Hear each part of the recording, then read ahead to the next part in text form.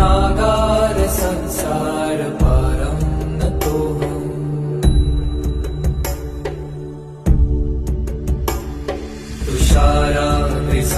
तुषाराग्निसङ्काशगौरं गभीरं मनोभूतकोटिप्रभाश्रीशरीरं स्फुरन्मौलिकल्लोलिनी चारुगङ्गा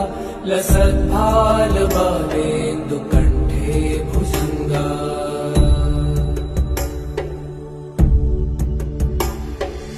चलत्कुण्डलं भ्रूसुनेत्रं विशालं प्रसन्नाननं नीलकण्ठं दयालं मृगाधीश